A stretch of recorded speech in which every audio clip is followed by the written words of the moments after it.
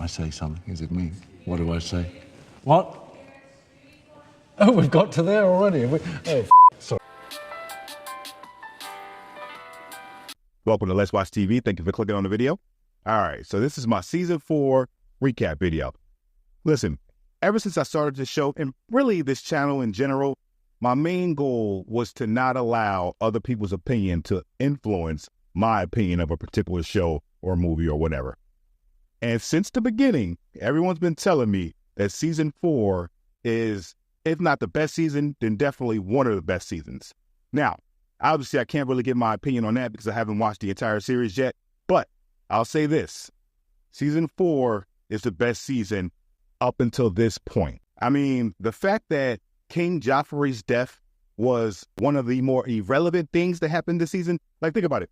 For me, like, emotionally, his death was like 4th or 5th. I mean, first off, you got Prince Oberyn and Tywin, and then Shae. I understand King Joffrey's death meant more, like, within the whole grand scheme of things within the show, as far as, like, you know, someone else being king and all that stuff.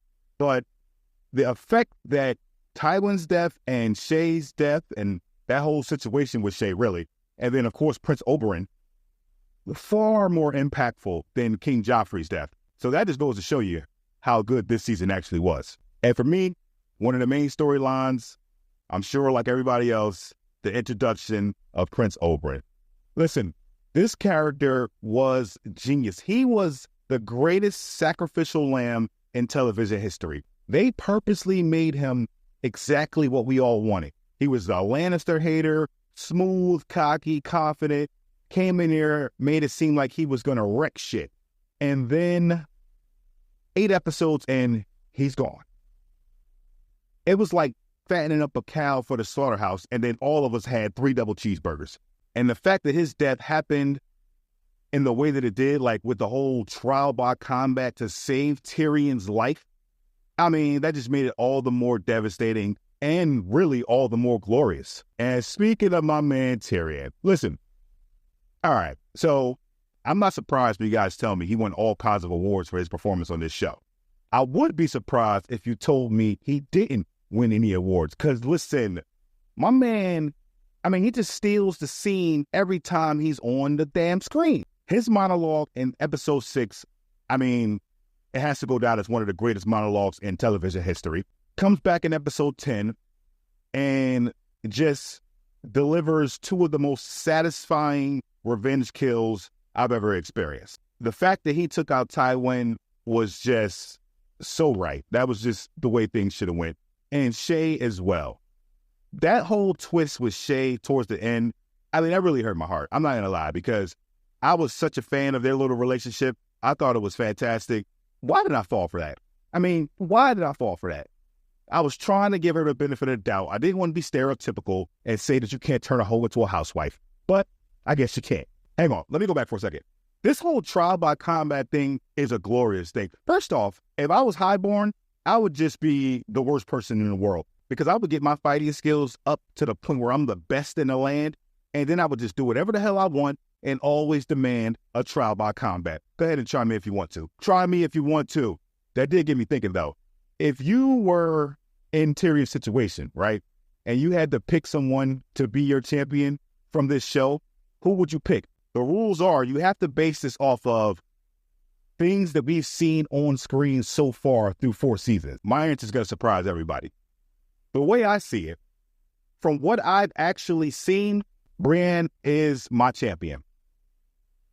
If you look at her resume, again, with what I've actually seen on screen, first off, she smacked around Sir Loras like he was nothing.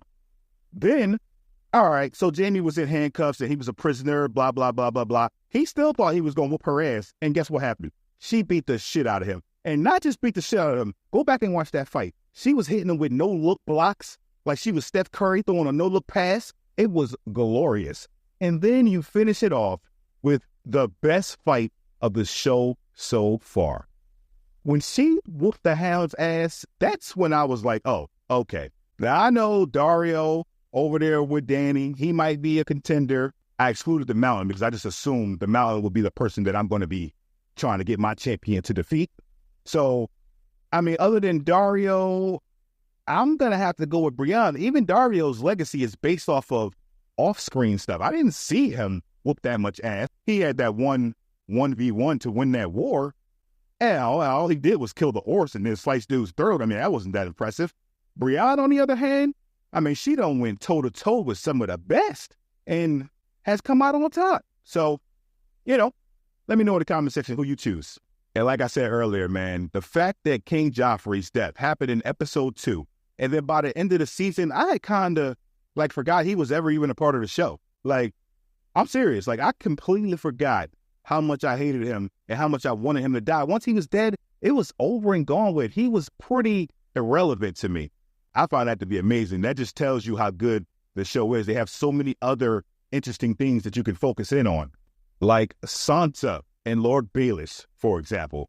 Listen, Sansa's transformation this season I actually really enjoy it because, you know, I felt bad for her all this time because all these things were happening to her, and she was just this innocent girl that didn't know what to do, couldn't really, it's not that she didn't know what to do, she just couldn't really do anything. She just wasn't in a position to.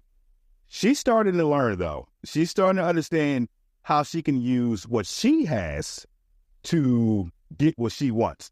And listen, that's just what you got to do in this world. You have to take advantage of whatever you can take advantage of to survive, especially her in her situation. Everybody wants a piece of her because of her name, because of her looks, and because what they perceive to be her innocence. But I got a feeling she got a trick for some people's asses. I'm not counting Sansa out.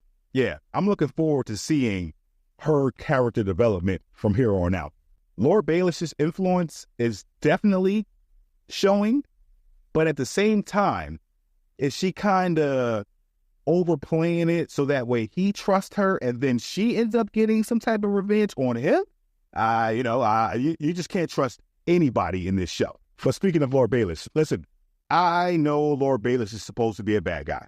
I actually respect the man. I mean, you know, if you look at his history, especially after watching History and Lore, being shipped off to live with the Tullys, being kind of a smaller individual and having to deal with people like, you know, talking shit about you and nicknaming you Littlefinger and all that stuff, for him to connive his way into the position of power that he's in, I mean, you got to give the man some credit. I mean, I understand he's probably murdered a few innocent people.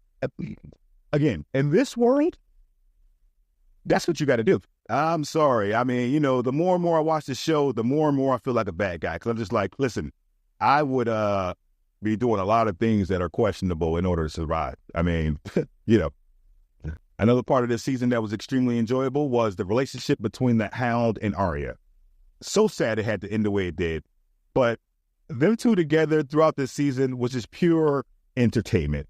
And I'm not going to rule out the Hound actually not being dead. Because, I mean, listen, if you don't show me the body, I don't know if a Maester came running around that road a couple hours later and was able to patch him up. So, we'll see. We'll see. I mean, I do think he's dead, but nevertheless, he might still be around. And then, of course, after the trial by combat fight, we have the Mountain, who got poisoned by Prince Oak. And now he seems to be getting an upgrade. What the hell is going to happen with that? Who's going to be the person to kill the Mountain? Someone's going to kill the Mountain.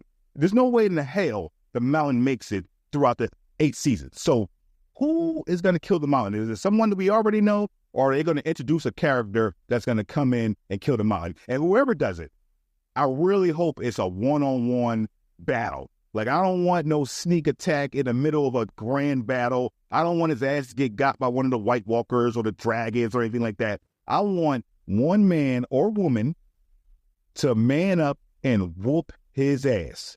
I mean, is that too much to ask for? Another storyline that's becoming very interesting is the whole Theon thing. Now, if you have been watching my channel, you know I wasn't a fan of this in season 3. I've kind of turned around on it because we've gotten past the brutality of it, and now I'm looking forward to the redemption. But the problem is, he's brainwashed, so when he makes that turn, or, you know what I'm saying, when he, like, kind of snaps out of it, is he really snapping out of it, or is he just acting? That's actually a very interesting dynamic to the show that I'm glad they threw in there, because it's just going to keep me guessing whenever he does start to make his redemption arc. If it ever happens, honestly, I mean, for all I know, he can just end up getting killed episode 1, season 5. Who knows? So with so many characters dying left and right, my new most hated character just keeps changing. As of right now, it's Cersei. Listen, who the hell does Cersei think she is? I mean, how much longer is she going to be alive in the show? I can't wait for Cersei to die. I mean, it sounds bad, but I literally can't wait for her death. And if the show holds true to form, Tyrion will be the one to do it. Now let's head over to the other side of the world. I'm a little worried about Dany. Listen, I don't know if her style of leading is the best now, simply because her answer is kill. Like, you know what I'm saying? Like, it don't even matter. Like, look, you do something wrong, death.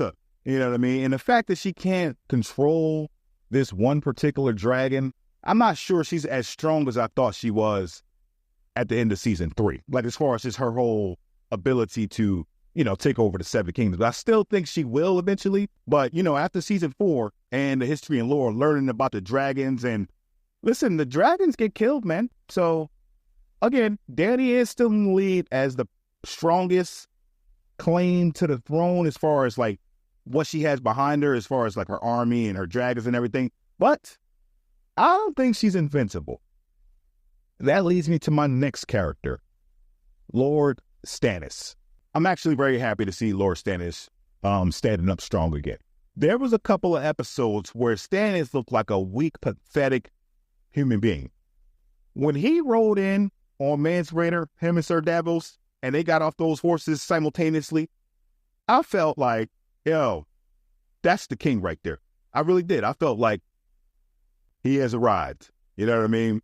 Stannis is so weird to me because within the show, they talk about how cruel he is and how, he shouldn't be the king because of the way he would rule.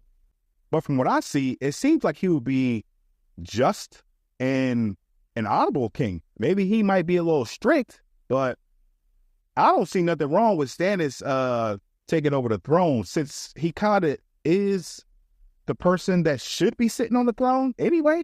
So, I'm kind of, leaning towards Team Stannis, you know what I mean? Especially since he got the best right-hand man in the game, Sir Davos. Love that dude. Hope he doesn't die. I know he will, because that's just a perfect little emotional death for us at some point in time during this show. So he'll die. Yeah, he'll die. There's a few characters like that I'm a little worried about, that they just kill just to, pull our hearts out, like Sam or Pod. I mean, even Arya, you know what I mean? Arya's not safe, well, especially Arya, really, because that last name Stark is, at this point in time, it's like a bounty on your head. You know what I mean? Like, the war between the White Walkers and the Wall. Listen, that was a phenomenal episode. The way things look, there was this one point where there was just this shot with no cuts. I forgot what that's called, but they just, the whole fight, and it just looked phenomenal. But that episode in general was fantastic. And it kind of leads me into why I am anticipating the next few seasons. The way I see it is, I could be wrong. I've said this before. The culmination of this show should be a grand battle between the White Walkers and everybody else. And if that happens, that battle, that episode, that season, it should just be flat out glorious. It should just be like a whole Justice League, Marvel, Endgame type of battle. You got all these different groups that we've all been following so far, and then they eventually come together for this grand battle. I mean, I just can't wait for that to happen. And then after that, I kind of think the show will fall off. But we will finish. Trust me, we will finish. Listen, man, so far, this has been excellent. Been a lot of fun. 4 seasons in. It's taken me a few months to get through it. Honestly, that's because YouTube is dumb strict on Game of Thrones. Like, when you edit a Game of Thrones video, they immediately send it to a human review. With my other movies that I've done on this channel that are R-rated, I finish the editing, I can immediately post it. Not with Game of Thrones, though. You have to edit it, then you have to send it to a human review. They have to make sure it's good, and then you can post it. And sometimes that process takes like 2 to 3 days. So it's not always me that is taking a while to get the videos out. sometimes it's just YouTube's review process taking their time. But it's all good, man. I'm going to still keep doing my thing. We definitely going to get through these next 4 seasons. And listen, House of the Dragon is a must. I mean, there's no way in the hell I could watch all 8 seasons of this and not watch House of the Dragon. So it looks like I'm going to be in this Game of Thrones world for like the next year. But anyways, I appreciate y'all checking me out. I might take a slight break because I'm going to do a couple of movies. But in about a week or two, man, make sure y'all look out for episode 5. Oh, my bad. Episode 1, season 5. And yeah, we going to keep this train rolling. Peace.